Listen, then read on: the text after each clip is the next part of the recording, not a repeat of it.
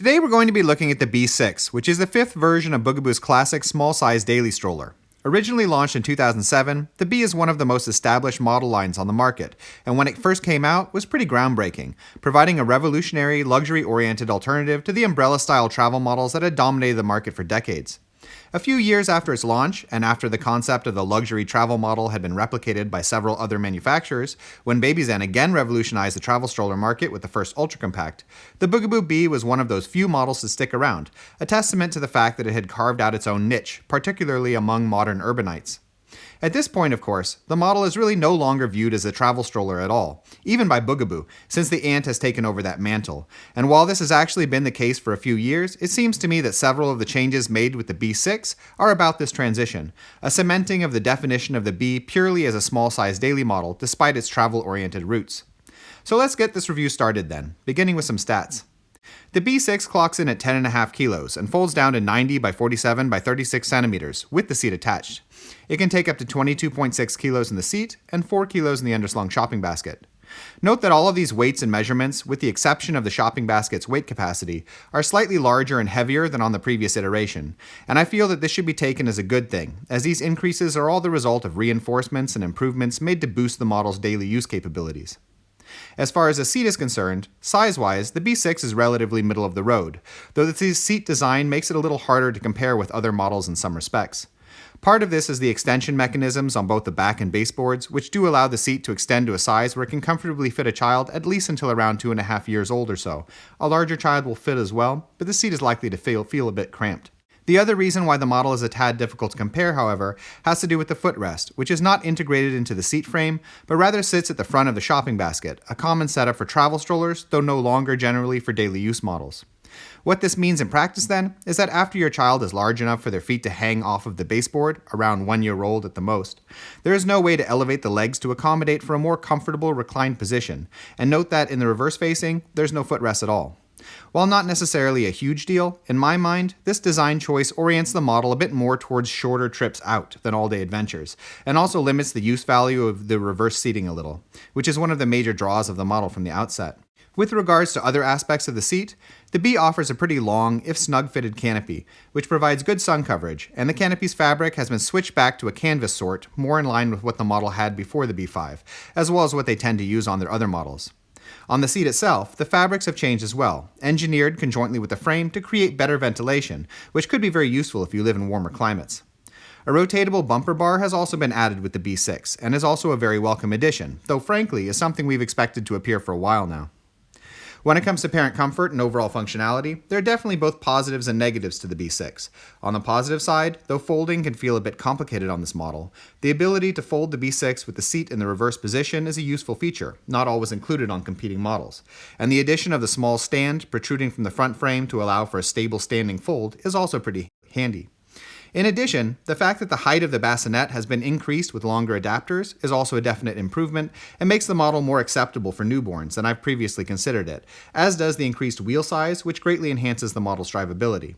It's still a model that will function better over smoother terrain, but this increased size, as well as improved suspension, will allow for some use over slightly rougher environments, like gravel and cobblestones, for limited periods of time. On the negative side are unfortunately the same impediments to easy functionality that the B has suffered from since its first iteration. The potential to develop a variety of mostly symmetry-related problems due to the fact that the model simply has too great a number of mechanisms and moving parts, especially when it comes to the seat frame, though problems here are exacerbated by the chassis, which, while constructed of stronger materials, is also chock full of hinges and connection points. Because of this, the development of asymmetry issues over time is virtually a given with B models, with most of these issues having their greatest impact on the seat frame's functions, particularly the positional adjustment mechanism and the ability to easily remove and reverse the frame as a whole. We'll be getting more into all this in the mechanics section, but for now, just know that in addition to there being a lot of steps involved in both folding the model as well as removing and reversing the seat, the mechanisms involved in these processes are likely to get only more fiddly after a few years, at least if one doesn't treat the model carefully and regularly lubricate its mechanisms and moving parts with silicone. With the B6, Bugaboo has updated all of the dual activation mechanisms with memory buttons to allow for a one-hand fold, but to be honest, I would much rather have seen that effort applied to changing the basic design of the seat frame, at least as far as ease of functionality is concerned.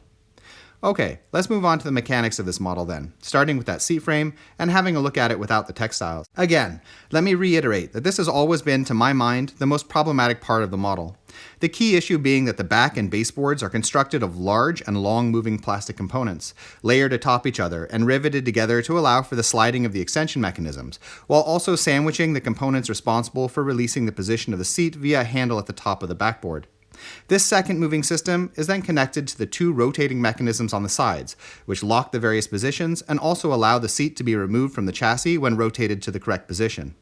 All in all, this setup just has too many fragile moving parts, and over the years, we've seen a wide variety of alignment issues from loosening or lack of lubrication, as well as actual breaks occurring in several places. And unfortunately, overall, the seat frame is nearly impossible to repair for average users, and often requires replacement, which can be quite costly. Despite a certain degree of reinforcement, allowing for the increased weight capacity on the B6, I cannot see anything indicating a significant redesign of the seat frame, and must thus assume that it will likely run into the same sort of complications that affected previous models. Okay then, moving on to the handle, the fold, and the general structure of the chassis, I want to make one note on the handle before getting on to the real meat of the section, and that is that the handle is no longer a continuous wraparound single piece of metal, but is now rather just a tightly fitted handle at the top of separate arms, like most of their models. This is a positive change. Not that problems with the old handle design were all that common, mind you, but the ability to disassemble the model here at the top, to swap out either the handle itself or to more easily get at the side arms as separate elements, definitely increases the repairability of the chassis. Moving past the handle then, to look at the general structure of the model as well as how it folds, we get to what I consider to be sort of the crux of what the B is. Have a look at it for a moment, without the seat unit. As a model originally conceived for travel and compactness, the folding setup is certainly a paramount focus of its design. And as far as folding is concerned, the B is quite unique on the modern market. There's really nothing else like it, with the central component controlling the model's symmetry as it folds being this large multi-hinged assembly under the seat unit, while the arms themselves slide up and down at one end and the front frame collapses horizontally at the other. But why is it like this? Well, I have a theory on that, if you'll bear with me for a moment. You see, my guess is that it has something to do with the wider market at the time of the B's conception, meaning as far as travel strollers go, umbrella designs, with open hinged skeletons meant to collapse both vertically and horizontally. My gut feeling, when looking at the B, is that Bugaboo took a look at all this and then set about figuring out how to improve on the existing idea to create their reversible seat luxury model. But certain elements inspired by the wider umbrella-dominated market do feel present on the B, to this day. In the more open style of its multi-hinged chassis, the horizontal contraction of the front frame, and even that satisfying pressing of the foot needed to snap the model open for use. And my guess is that if the B had never existed, and Bugaboo was tasked with building a small-sized urban model from scratch, given the state of the market today, this is not the model they'd build. Rather, it would either be something with their signature central hub, or would be like the Ant, with just a telescopic handle and a simple release mechanism for unlocking the rear frame in relation to the front frame. The market has shifted beyond designs like the B. It's worked out simpler and more elegant solutions for providing a compact fold. Don't get me wrong, I'm not saying that the chassis is all bad. On the contrary, the B design has proven itself to be one of Bugaboo's hardier chassis over the years. I just think that, unique as it is in appearance, this spread out original design, regardless of where it came from, really contributes no functional benefits to the model. And at best then, the structure of the B's chassis could be viewed as a style thing, though for me, it's more of a liability, a contributing element to those issues of looseness and asymmetry, mostly affecting the much weaker seat unit. Okay, last but not least, let's move down to the bottom of the stroller, where the rubber meets the road, and have a look at the wheels, as well as the rear and front frames. Of all the changes made with the move to the B6, increasing the size of the wheels by a full inch is definitely my favorite. You might be thinking, it's just an inch, can it really make that much of a difference? Yes, it does make that much of a difference. An inch is a lot, especially on the front wheels, where wheel size determines a stroller's ability to get up and over rough terrain, even before things like suspension can kick in to help and mitigate the bumps. Looking at the B6 then, not much has changed on the rear frame, other than the dimensions of the wheel forks in order to accommodate for that extra inch. But then nothing really needed to be changed here. The brake system tends to function well and is easy to maintain, and the rear suspension works great too. The rear frame of the B is built quite rigid, anchoring the model, while the front end maneuvers its way around or over the terrain. Switching to the front end then, the main changes again have to do with accommodating for the larger wheels, involving a resizing of the forks and suspension to fit with the model's increased terrain capabilities. Both the swivel locks and the suspension pads protecting the front wheel housings from wear, an awesome innovation, were updated during previous iterations of the Bee and still work quite well. This connection point between the front wheels and the front housings is an area where Bugaboo design has been uncannily clever throughout their history, and it's quite rare that problems develop here on any of their models. The Bee Plus being actually one of the only Bugaboo models I can think of to have had significant issues in this respect, which were quickly overcompensated for with the next update. So, would I recommend buying the Bugaboo Bee6 then? The answer to that is going to be pretty conditional on your lifestyle and the terrain where you live. To start with, this whole class of stroller is pretty specialized towards a lifestyle with minimal stroller use, a smoother environment, and a particular need for a smaller folding model.